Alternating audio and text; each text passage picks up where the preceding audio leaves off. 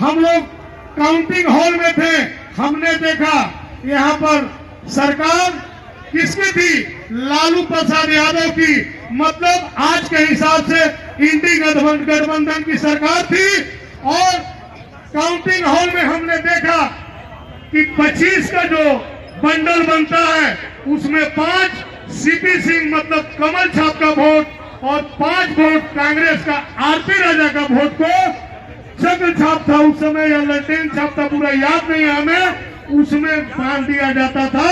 और 25 का बंडल माने 10 विपक्ष का वोट और 15 वोट लालटेन का, एक में करके 25 बांधा जाता था। इस क्रियाकलाप को जब हम लोग सभी कार्यकर्ताओं ने देखा, इसका पुरजोर विरोध किया था। जब खोला गया तो बात सही निकला।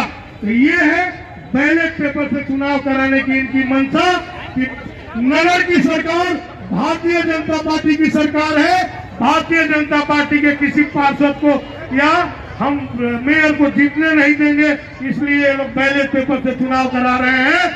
हम आज इस धरने के माध्यम से इस निकम्मी सरकार को यहाँ से हम आह्वान करते हैं कि चुनाव ईवीएम से कराए और चुनाव जल्द से जल्द कराने का जहां तक बात है, ये तो डर से करा रही है, कराएगी भी कि नहीं कराएगी इसकी मंशा साफ नहीं है।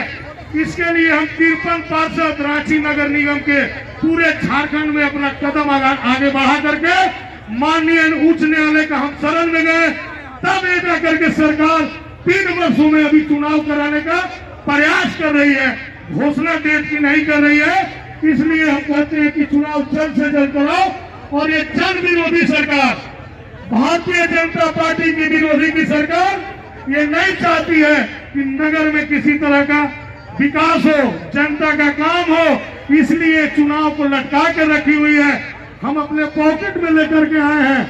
हमारे माननीय विधायक नवीन जायसवाल जी के द्वारा 8 महीना पहले अपने मत से वार्ड 34 में सड़क बनाने का काम का लिखा गया, लेकिन आज तक इन्होंने इस सड़क का टेंडर करने का काम नहीं किया।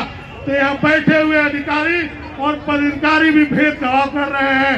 भारतीय जनता पार्टी के विधायक के द्वारा लिखा गया काम को भी ये करने का काम नहीं कर रहे हैं। इसलिए इस महाधरना के आयोजन को करने वाले रांची महानगर भारतीय जनता पार्टी को हम पूरे पार्षद तहे दिल से धन्यवाद देते हैं कि आज पार्टी ने धरना दे करके इस सरकार को आंख खोलने का काम किया है और इस डर से ये चुनाव कराएगी। इन्हीं बातों के से अपनी वाणी को विराम देते हैं। जय हिंद, जय भारत। बहुत बहुत धन्यवाद।